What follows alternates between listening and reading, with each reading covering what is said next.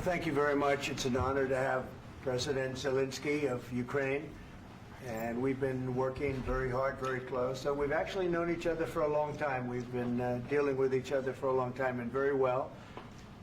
We had a little negotiation spat, but that worked out great. I think for both countries, I think for the world, actually, beyond both countries.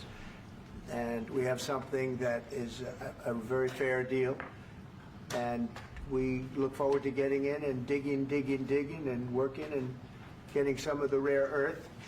But it means we're going to be inside, and it's a big commitment from the United States, and we appreciate working with you very much.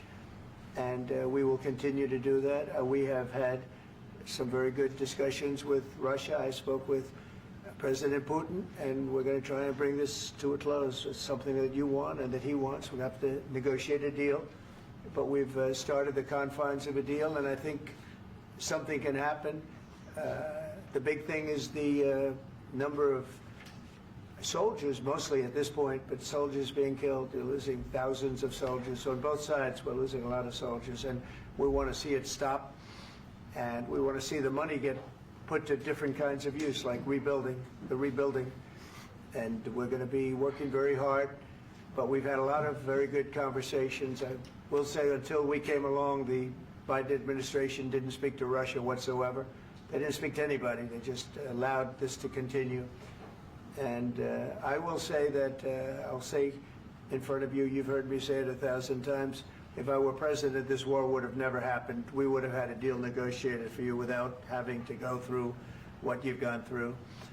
But your soldiers have been unbelievably brave. We've given them great equipment, but somebody has to use the equipment. They've been unbelievably brave, and we give them great credit. This was supposed to be over very quickly, and here we are 3 years later. So I give tremendous credit to your generals and your soldiers and yourself in the sense that it's been very hard fighting, very tough fighting. They're great fighters.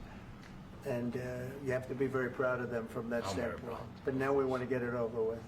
It's enough, right? We want to get it over with. So it's an honor to have you here. Thank you very much for coming. We're going to sign the agreement at the conference in the East Room in a little while, right after lunch.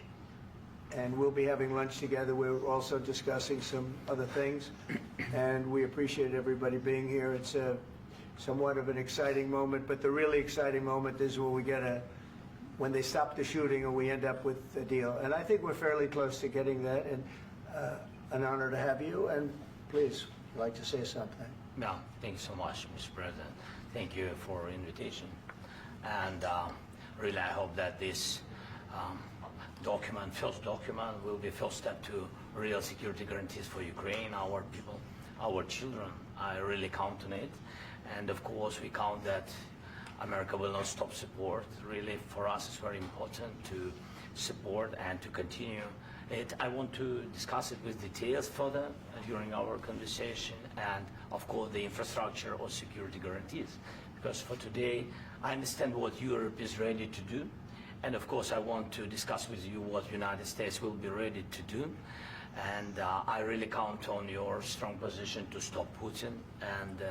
And you said that enough with the war. I think that is very important, Ben, to say these words to Putin at the very beginning of war, because he is a killer and terrorist. But I hope that together we can stop him. But for us, it's very important to, to save our country, our values, our freedom and democracy, and of course, no compromises with the killer about our territories. But it will be later. And of course, what I wanted, we spoke about it by phone with you, about the drones production. We have very good drones production. I think the best one in the world for today because of the war. Yes, and of course, we need very much the air defense. You have the best air defense in the world, and really you helped us under attacks of Russians. And I want to speak how we can exchange the licenses. We're open to share the licenses of all our drones with you, of course, with the United States. And we need licenses for quick production of air defense. Even after the war, we need our nation to be calm, that we are secure. So that's why we need this air shield. And of course, about this I want to speak about the contingents. I think that France and UK already spoke to you, and we know that Europe is ready, but without the United States, they will not be ready to be as strong as we need. And the last point, last not least, about exchange, about our people and children. And you know that these crazy Russians, that they stolen 20,000 of children, Ukrainian children. They changed their names, they changed their families, relatives, and now they're in Russia. We want to bring them back, and really, it's a big dream, task, and goal for me, and our warriors. By the way, Mr. President, we exchanged, released more than 4,000 warriors from Russian prison, but there are thousands more in the prison. I wanted to share with you some images. How it's can I now? Yeah, Have I? please. One minute. Just you to understand in what circumstances, in what situation they are, and what the attitude of Russia to our prisoners. That guys, just you before and after.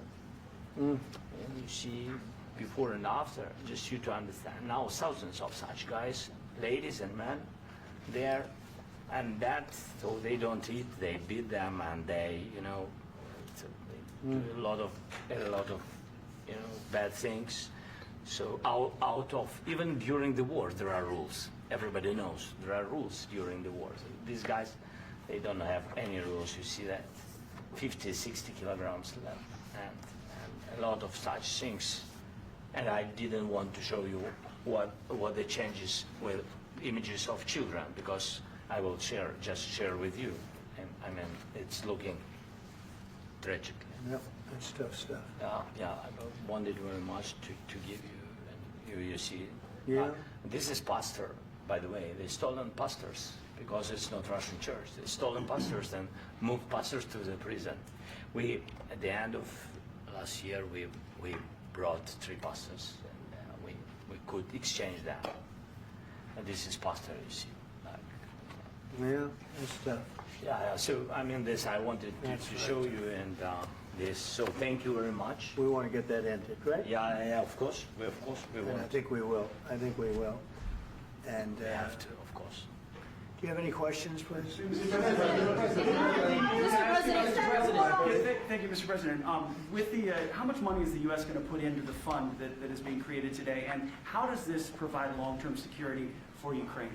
Well, we don't know exactly how much, because we're going to be putting some money in a fund that we're going to get from the raw earth that we're going to be taking and sharing in terms of revenue. So it's going to be a lot of money will be made from the sale and from the use of raw earth. And as you know, our country doesn't have much raw earth. We have a lot of oil and gas, but we don't have a lot of the raw earth. And what we do have is protected by the environmentalists, but that can be unprotected, but still it's not very much. They have among the best in the world in terms of raw earth. So we're going to be using that, using it for all of the things we do, including AI and including weapons and the military, and it's really going to very much satisfy our needs. So it's something that just worked out really well. We have a lot of oil, and we have a lot of gas, we have a lot, but we don't have raw earth. So this has just about every component of the raw earth that we need for computers, for all of the things we do. This puts us in great shape. And on long-term security for Ukraine, how does this provide? I think they're going to have great luck. I think once we make the agreement, that's going to be 95% of it. They're not going to go back to fighting. I've spoken with President Putin, and I feel very strong. I've known him for a long time, and I feel very strongly that they're very serious about it, and we'll make a deal. And when the deal is made, I don't think we talk about security. Everyone's talking about the other day. All they talked about was security. I said, let me make the deal first. I have to make the deal first. I don't worry about security right now. We have to have a deal, because right now, last week, 2,000 soldiers died on both sides. 2,000, and they're losing 1,000, 2,000, 3,000 a week. So as we sit here and we talk, people are getting shot and dying on the battlefield. And you know, they're not American soldiers, but they're Russian soldiers and they're Ukrainian soldiers, and we want to be able to stop it. And we want to be able also to spend money on other things. We don't want to, this is a tremendous amount of money. And what the Biden administration did was terrible. They were giving money, but he had no security on the money. Europe, as you know, gave much less money, but they had security. It was in the form of a loan. They get their money back, and we didn't. And now, at least we're protected because the American taxpayer has to be protected too. But this is an incredible agreement for Ukraine because we have a big investment in their country now, and what they have, very few people have. And we're able to really go forward with very, very high-tech things and many other things, including weaponry that we're going to use in many locations, but that we need for our country. Mr. President, This allows us to do that. will you continue Sorry. sending military aid? Yes, go ahead, please. If I can just, yes. In the document, there is one of the very important points.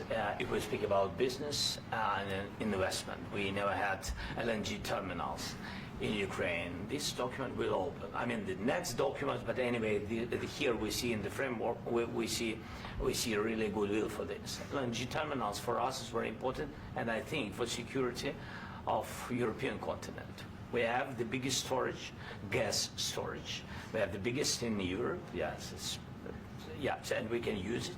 Use it for LNG. Use it for LNG, and we will do it. And really, we can help Europe because Europe really helped. President Trump said that they made less support, but they are our friends and they are our very supportive partners. They really gave a lot, Mr. President. They did. They gave a lot, but they gave much less. No. Much less. No. No. No. Okay.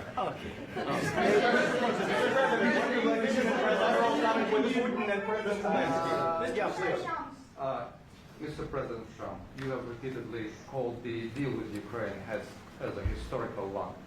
And as a President of the United States, you make historical decisions in other issues which affect America and other world.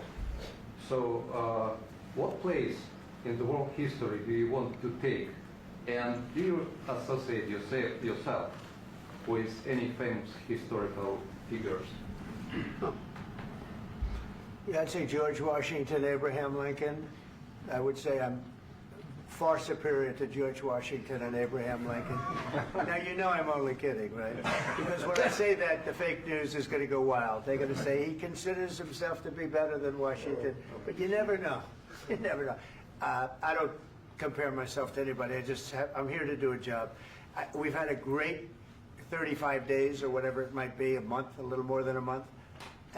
We've accomplished tremendous amounts. Not only this would be a very great achievement if we could get the war stopped and get them back to normalization. I think that's going to happen. We've had very good talks on both sides, as you know. But I think we've done a very good job, just generally. If you look at all of the things we've done in 30 days, they're saying there's never been a opening for a president. The first month, there's never been a first month like we've had.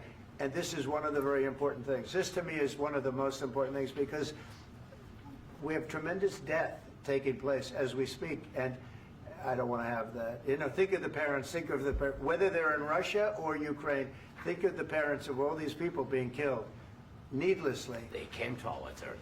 Should have never started. This would have, if I were president, this would have never started. Mr.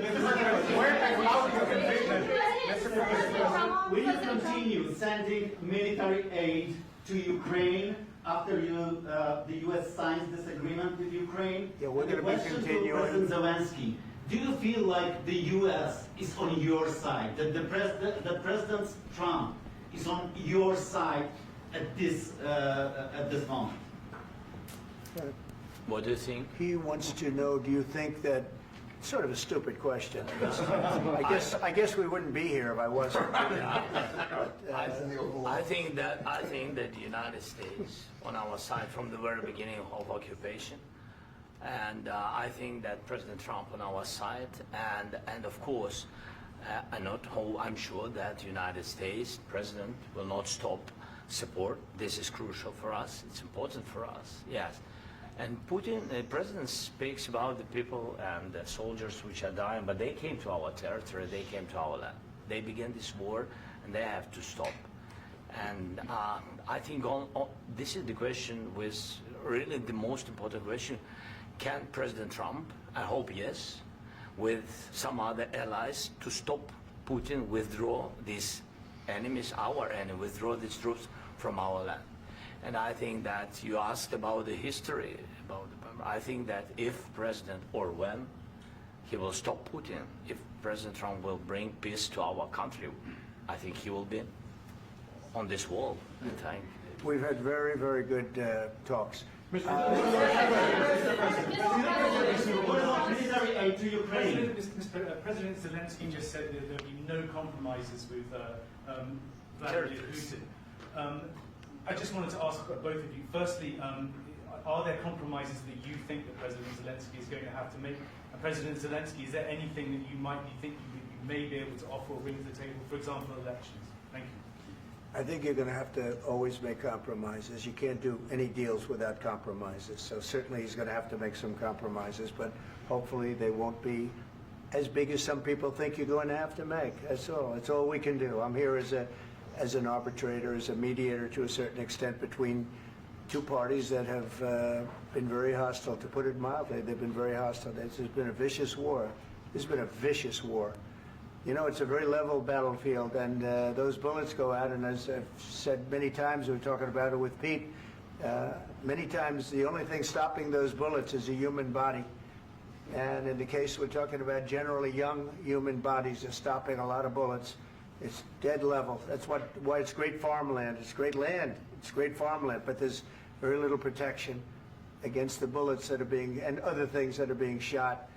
So all I can do is see if I can get everybody at the table and get an agreement. And I think we're going to end up with an agreement. Otherwise, I wouldn't probably be even here today.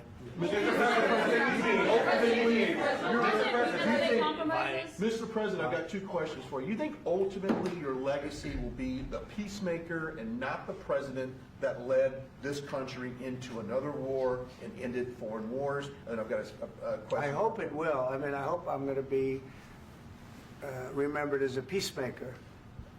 This would be a great thing if we could do this. I'm doing this to save lives more than anything else. Second is to save a lot of money, but I consider that to be far less important. So I hope I'm going to, thank you, Brian, for that question. It was a nice question. I hope I'll be known and recognized as a peacemaker. This would be a great thing to solve. This is a very dangerous situation. You know, this could lead to a third world war. This was headed in the wrong direction. If this election were lost, if we didn't win this election, and we won it by a lot, that was a mandate. We won every swing state. We won the popular vote by millions and millions of votes. We won everything.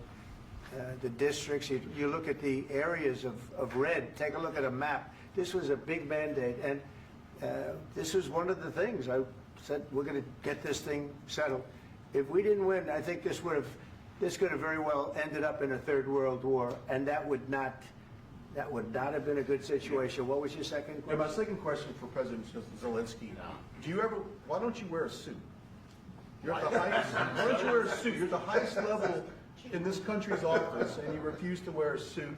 Just want to see people, do you own a suit? Yeah, problems. A lot of Americans have problems with you not Really? respecting the dignity of this office. I will wear a costume after this war will finish. Okay. Yes, maybe one. Maybe something like this. Something like Yes, yours. sir. Yes. That'd be great. Maybe something better. I don't know. We will see. Maybe something cheaper than. Yeah. Thank you. Thank you. President Trump. Thank you, President Trump. You said yesterday that you have. Are you going to send more arms to Ukraine in case there's no peace? Yeah, we're going to have arms to Ukraine, yeah, sure. Hopefully I won't have to send very much, because hopefully we're going to have it finished. We're looking forward to finishing this quickly. We're not looking forward to sending a lot of arms. We're looking forward to getting the war finished so we can do other things. But we very much appreciate the agreement, because we needed what they had, and we're treating, you know, our country is now treated fairly. Biden didn't do that. He didn't know what the hell he was doing. This should have never happened. This should have never started. But, you know, sure, the answer is yes, but hopefully we won't have to send much because I'm looking forward to getting it done quickly, very quickly. Does that mean you'll provide security guarantees, Mr. President? I don't want to talk about security yet because I want to get the deal done. You know, you fall into the same trap like everybody else. A million times you say it over and over. I want to get the deal done. Security is so easy. That's about 2% of the problem. I'm not worried about security. I'm worried about getting the deal done. The security is the easy part. Security is very nice. Everybody stopped shooting. And now will Europe put people there? I know France is going to. I know the UK is going to. I know other countries are going to, and they happen to be right next door.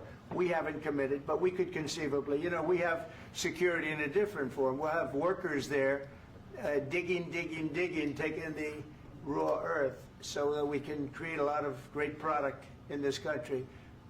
So in that sense, you have something, but we haven't determined that yet. I will say, in speaking to France and in speaking to, and they were here, as you know, last week and just the other day, they have committed to a lot of security.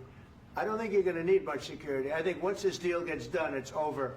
Russia's not going to want to go back, and nobody's going to want to go back. When this deal ends, I really believe this deal is going to be over.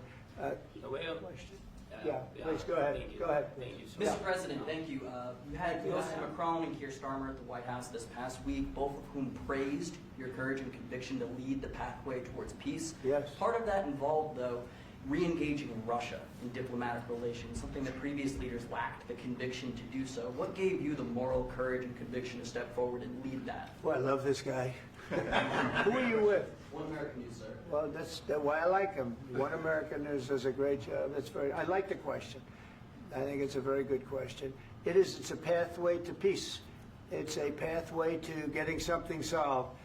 And I feel that as the head of this country, I have an obligation to do that. Plus, you know, we're very much involved. We got involved. It's too bad we got involved because there should have been no involvement because there should have been no war. And there shouldn't have been October 7th. That would have never happened. As you know, Iran was broke. They had no money to give to Hezbollah. They had no money to give to Hamas.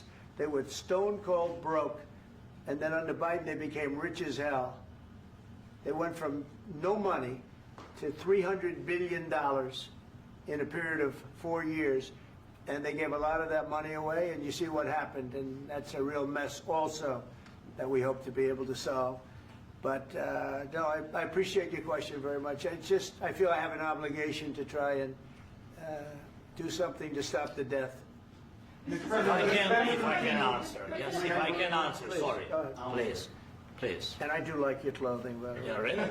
Even though I think he's a great guy, by the way. But I don't know if you two like each other. But you know what? I think he's dressed. I like this guy. I don't know I think him. he's dressed beautiful. So I have more serious things than answer on such Yeah, question. sure, that's I will okay. answer on more serious That's a good question if statement. I can. That's good. Yeah. So please, about security guarantees and about just ceasefire. We can't just speak about ceasefire and speak and speak. It will not work. Just ceasefire will never work because I'm like a president. I have this experience, and not only me. Ukraine before my presidency, from the 2014, Putin broken 25 times. 25 times he broken his own signature. 25 times he broken ceasefire. But he never brought to me. He never brought to No, me. you were the president. He You never were the brought- president he during. never brought to me. In 2016, you've been the president, Mr. President. You've been the president, but he had, of course, not with you, but he had during those periods, he had conversations with our side, and we had Normandy format. You know, the France, Germany, Ukraine, and Russia, and he broken 25 times. That's why we will never accept just ceasefire. It will not work without security guarantees. Security guarantees, maybe President is right about this document and other, but this document is not enough. Strong army is enough because his soldiers afraid, Putin's soldiers afraid of our soldiers when we're strong enough. If we are not strong enough, if we are empty, if our storage is empty, we can't defend our land. Today, you know, he knows that we have, all the world knows that we have meeting, yes? Why he's using ballistic? Putin today using ballistic on our hospitals, schools, and etc. Ballistic. So he knows that we are here and that President Trump is really have goodwill to stop this war. And you hear now the president. So why he's using? So he doesn't want to stop. He doesn't want. But I hope that we will do it. Really, we'll do it. Security. When we speak about security guarantees, when the Europeans are ready for contingents, they need USA backstop. If there will not be United States, we will not never have any contingents, strong contingents from the Europeans, because they don't want to divide alliance, connection between the United States and the main and strongest ally and Europeans. And this is crucial, this is important. That's what we want to speak about very much. This is very important. And air defense. So air defense, really, we have big deficit with all these systems, and we need to provide this. We need it very much. Otherwise, Putin will never stop, and will go further and further. He doesn't want. He hates us. You know, it's not about me. He hates Ukrainians. He thinks that we are not a nation. He thinks, and he shared these thoughts. I think maybe with your team also. I don't know, but with all the Europeans, in media, officially and not, he always said that there is no such country, such nation, such language, and such life like Ukrainian. No, he really doesn't respect all the Ukrainians, and he wants to destroy us. And you are right, Mr. President. That's 2%. This document, maybe other documents, it's a very good start, very good, but it will not enough to stop this person. Should Russia pay to rebuild Ukraine? Mr. President, after these Should Russia pay to I asked rebuild Ukraine? They have to Zelensky pay. this question. He This didn't is like the rule. because This is the rule of because the war. I'm This is sorry. the rule of the war. During all the centuries, all the history, this is the rule of the war. Who began, those pay. Do you agree This with is the that? rule. Putin began this war. He has to pay all money for innovation. He has to pay. Of course, some Russian assets, what we have in Europe, about 300 billion, we can use them. We can use for innovation and buy military support from the United States also. We can do it, but it's not enough. It's not enough.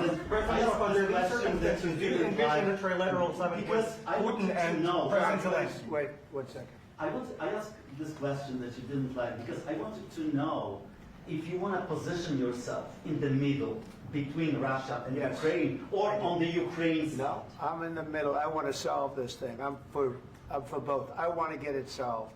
And it's wonderful to speak badly about somebody else, but I want to get it solved. If we can solve it, great. If we can't solve it, they're going to have to fight it out, and who knows what's going to happen.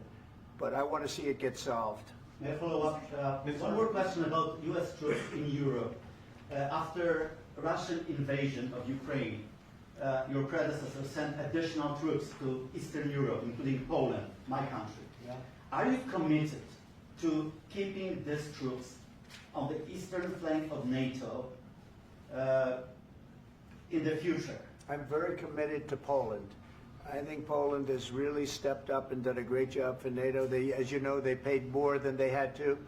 They are one of the finest groups of people I've ever known. I'm very committed to Poland. What about Baltics? Poland's in a tough neighborhood, you know. What about the Baltics? The Baltics, they got a lot of, it's a tough neighborhood too, but we're committed. We're going to be very committed, and we're committed to NATO. But NATO has to step up, and the Europeans have to step up more than they have. And I want to see them equalize, because they are in for far less than we're in, and they should be at least equal. You understand that?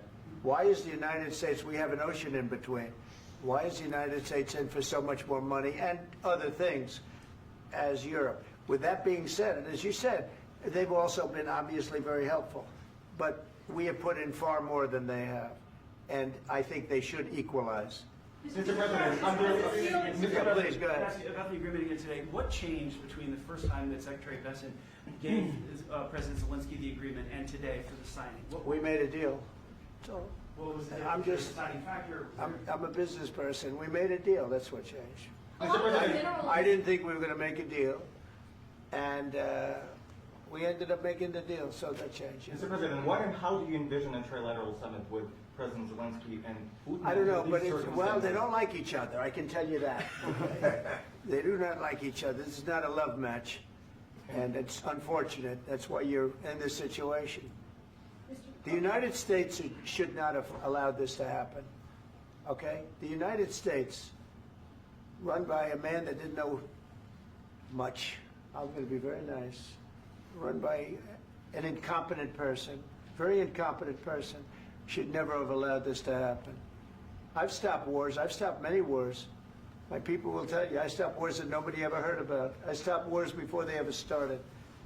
You can look at some of, I could give you a lot of nations that would tell you right now they were probably going to war. I could tell you right now there's a nation thinking about going to war on something that nobody in this room has ever even heard about. Two smaller nations, but big, still big. And I think I've stopped it. But this should have never happened. Mr. President? Sorry, just a second. About any negotiations. First of all, I want really to tell you, and I think that everybody understands that Ukraine, more than Ukrainians, nobody wants to stop this war.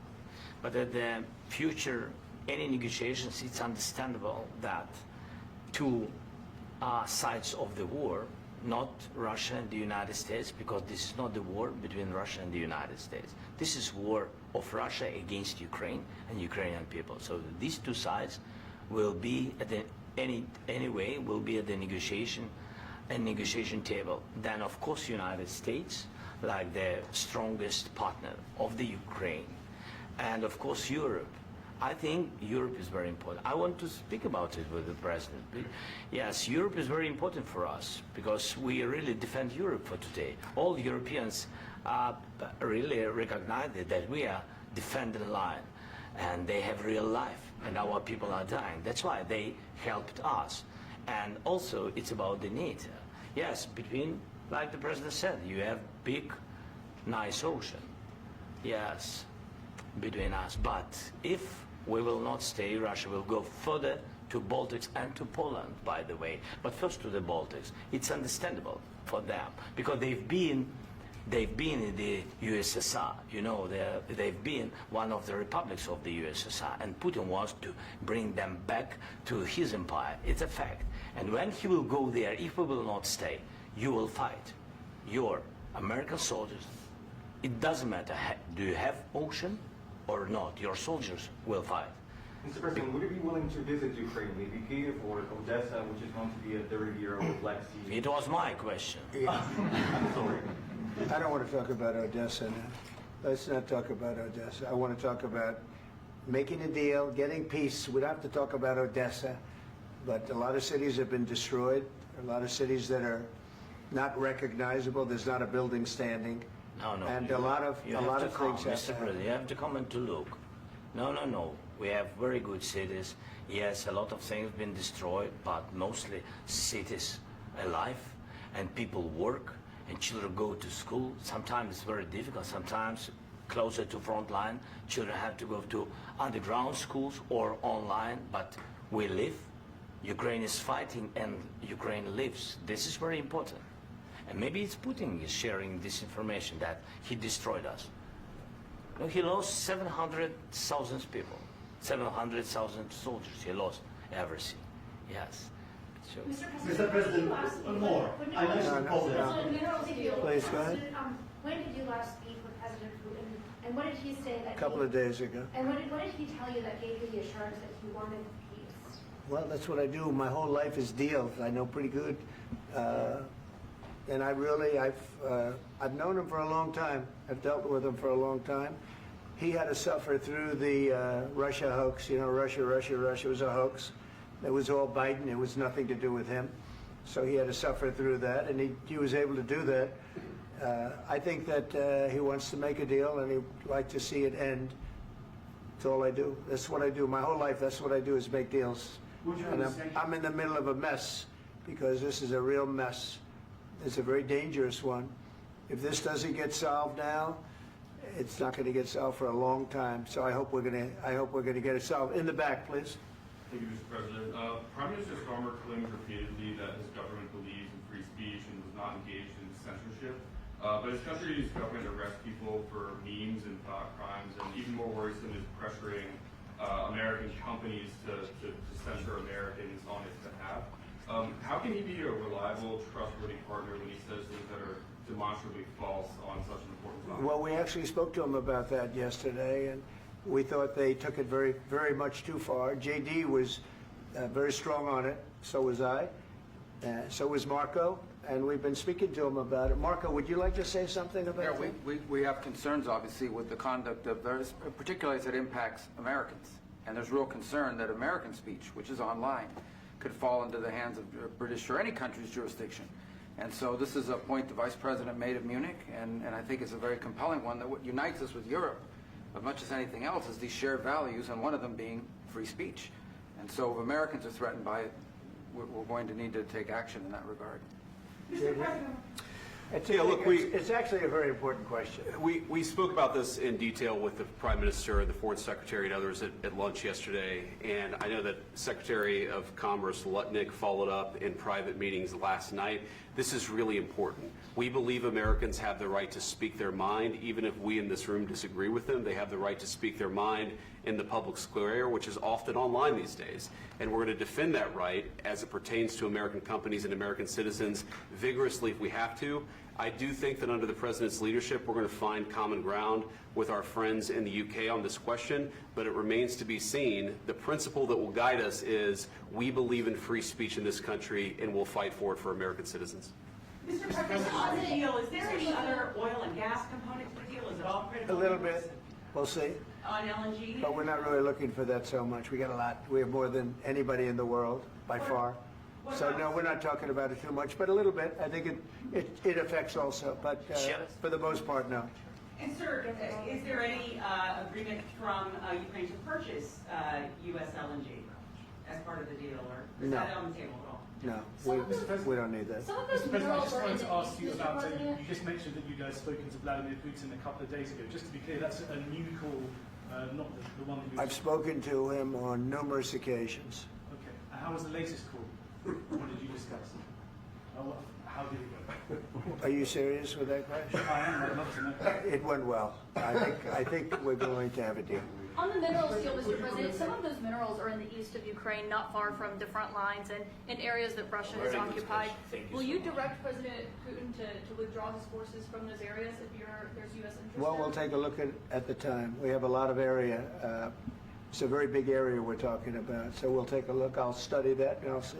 And who would protect those minerals if they are U.S. interest? Would that be Ukrainian forces? They'll be protected. The agreement will protect them. U.S. The agreement, yeah, we're signing an agreement. You know? Right, but what if Russia tries to invade or there's Russian aggression in those spots? I just told you, I don't think that's going to happen. And if that were going to happen, I wouldn't make a deal. If I thought that was going to happen, I wouldn't make a deal. Some people may wonder why... You know, they ought to focus on CNN on survival, not asking me these ridiculous questions. Focus on surviving, because CNN's got such low ratings, I don't think they're going to survive. Let's go. Please go. I already mentioned Poland. Poland was under Russian control for decades after the Second World War.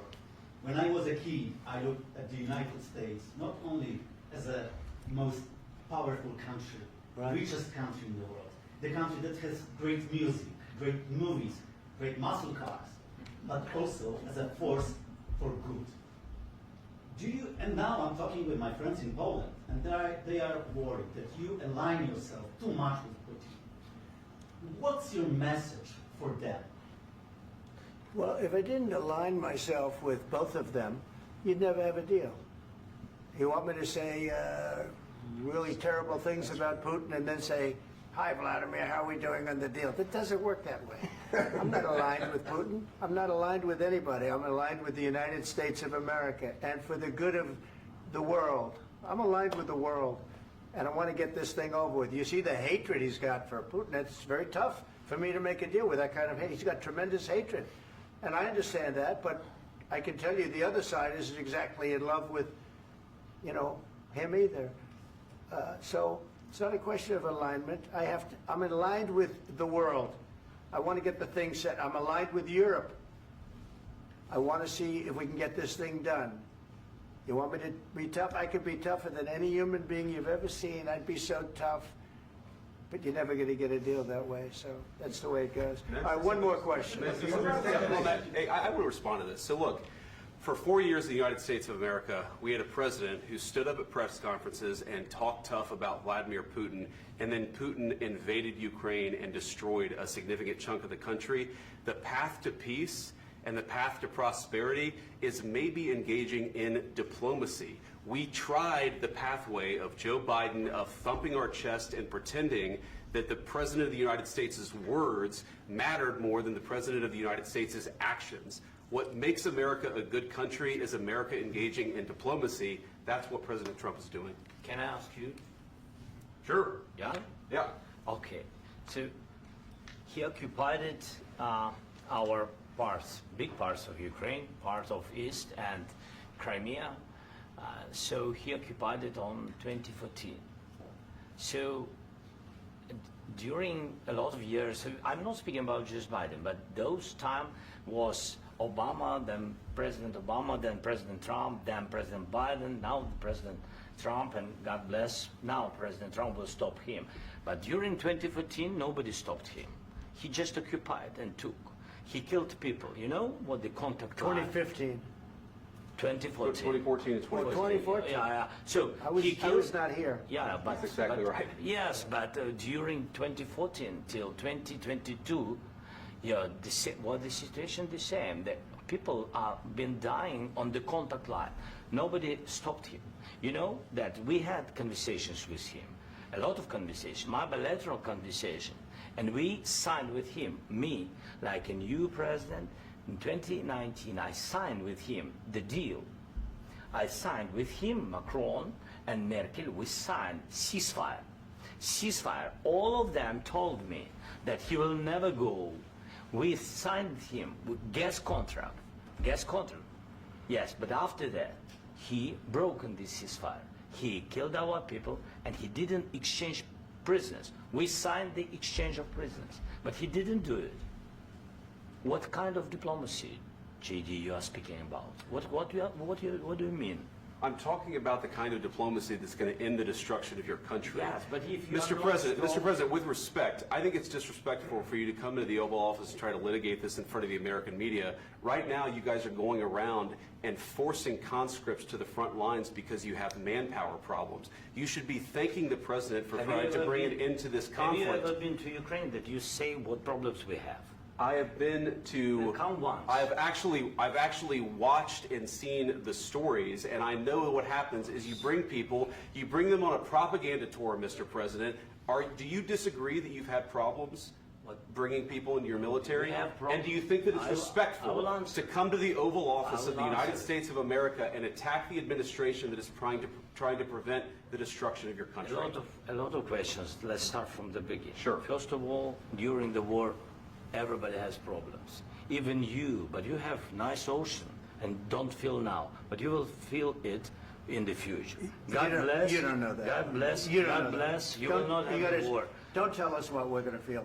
We're trying to solve a problem. Don't tell us what we're going to feel. I'm not telling you. Because I'm you're in no answering on position this to question. dictate that. That's exactly what you're doing. You're in no position to dictate what we're going to feel. We're going to feel very good. You will feel influence. We're going to feel very I'm good and telling very you, strong. You will feel influence. You're right now not in a very good position. You've allowed yourself to be in a very bad position, and he happens to be right about it. From the very beginning of the war. You're not in a good position. You don't have the the cards right now.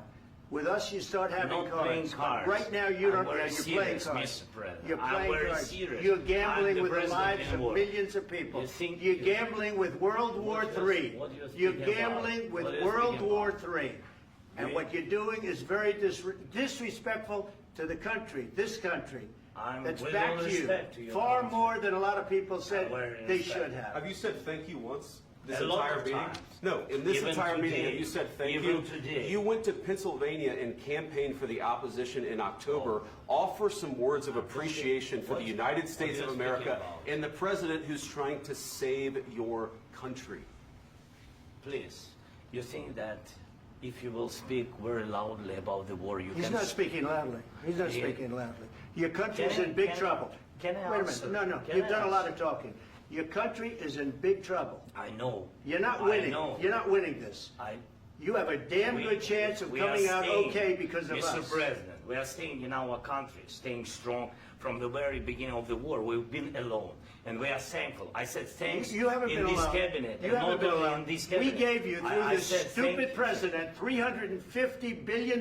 You voted we gave for you your military president. equipment, You and you voted men for are your brave, president. but they had to use our military. What about US If people? you didn't have You our invited military me- equipment, you invited if me you to didn't speak- have our military equipment, this war would have been over in 2 weeks. In 3 okay? days, I heard it from Putin. In 3 days, this is something Maybe new. less. In 2 weeks, of course, yes. It's going to be a very hard thing to do business like this. I tell you. Just say thank you. I said a lot of times that there, thank you to American people. Accept that there are disagreements, and let's go litigate those disagreements rather than trying to fight it out in the American media when you're wrong.